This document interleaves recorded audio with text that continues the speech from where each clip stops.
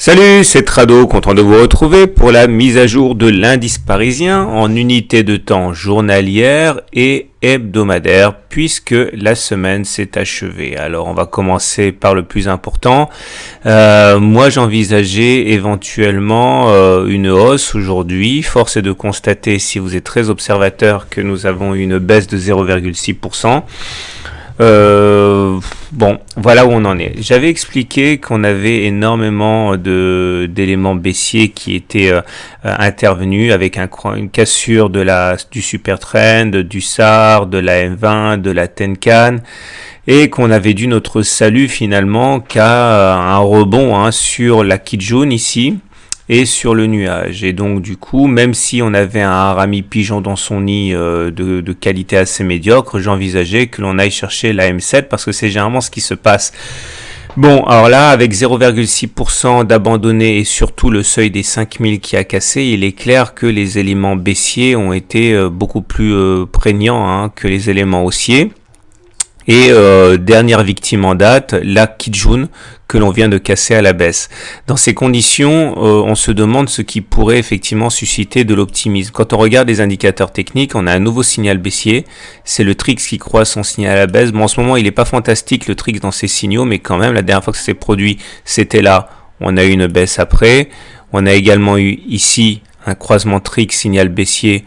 Et là aussi, on a une grosse baisse derrière, donc on peut pas faire comme si le Trix qui croise son signal n'avait pas eu lieu. On a un autre élément qui est assez triste, c'est le momentum qui bascule en territoire négatif.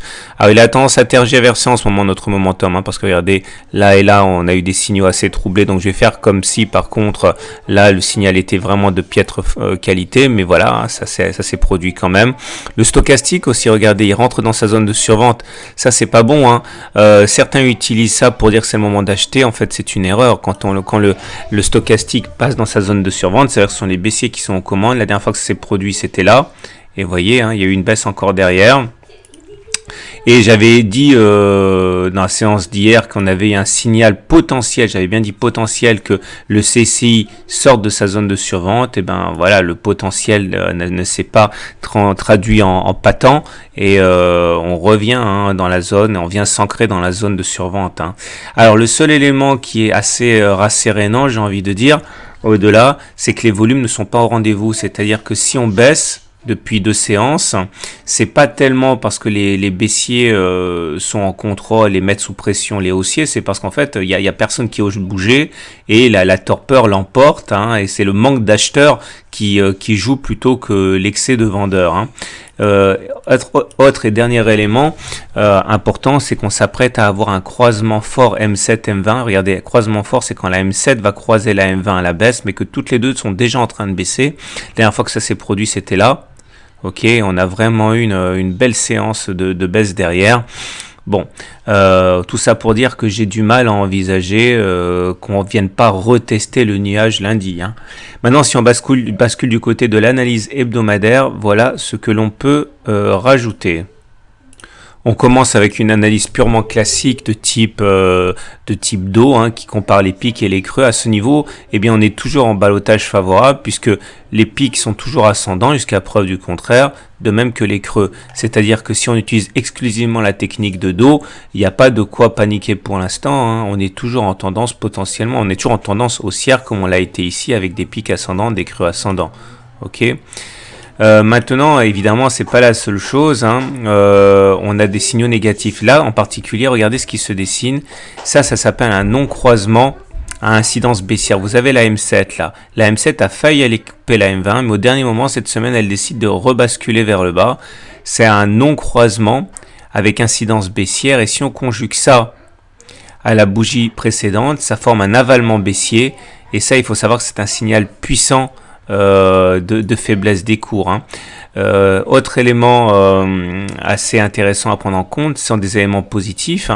ben, on est toujours en situation où l'Ishimoku joue son rôle. On a rebondi sur la Kijun, on a rebondi sur la Tenkan et on est au-dessus du nuage. Donc au regard du système Ishimoku, on est en tendance haussière. Et là, vous comprenez toute la difficulté qu'il y a à faire de l'analyse technique, c'est qu'on a rarement un faisceau d'éléments allant dans le même sens. Là, en l'occurrence, on a des éléments positifs, des éléments négatifs. Et si on utilise en juge de paix la théorie de Weinstein, voilà ce que l'on obtient. Donc j'ai mis ici la moyenne mobile à 30 semaines hebdomadaires. Vous voyez, lorsqu'on était ici, à partir de là, clairement, on était en phase 2. Ici.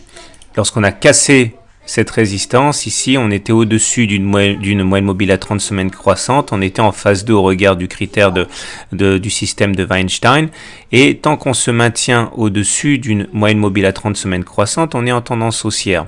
Là, vous pouvez voir qu'on vient de clôturer en dessous de cette moyenne mobile à 30 semaines.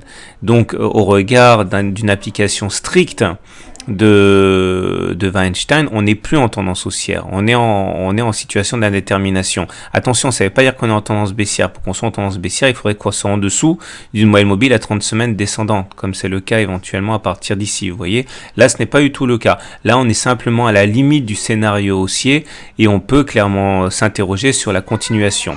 Voilà ce qu'on pouvait dire. Donc, si on essaie de faire un bilan assez limité de la situation, je dirais que la dynamique a basculé à la baisse en journalier et en hebdomadaire, mais on est sur des supports. Donc clairement, j'émets un bulletin d'alerte pour la suite. Je pense qu'on devrait aller plus bas au regard de la dynamique baissière. Il faudra simplement espérer que les supports arrêteront l'hémorragie avant que ça tourne à la tendance baissière avérée. Voilà ce que je pouvais dire sur la séance. Ah, un dernier truc, toujours le graphe qui fait peur en mensuel, c'est celui-là, avec le grand triangle symétrique ici. Ok, et les échecs successifs pour passer cette zone-là qui sont absolument évidents hein, depuis plus d'un mois, depuis plus de 6 mois. Voilà, à demain pour la mise à jour et je bats le rappel une fois de plus. Hein, vous savez très bien que mon blog est un blog amateur. Je fais tout ce que je peux pour qu'il soit digne d'un blog professionnel, mais ça reste un blog amateur. Donc, je compte sur vous pour diffuser autant que vous voulez hein, les informations qui sont dessus. Faites-moi connaître, faites connaître mon travail parce que moi j'ai pas de budget pub pour le faire. Ma meilleure arme c'est encore vous hein, et tout le bien que vous pouvez éventuellement en penser. Donc n'hésitez pas à en parler. Vous pouvez également hein, mettre des liens, vous pouvez également même installer hein, les vidéos que je mets sur votre site à condition de mettre un lien vers mon blog, hein, n'hésitez pas. Voilà, à très bientôt pour une mise à jour.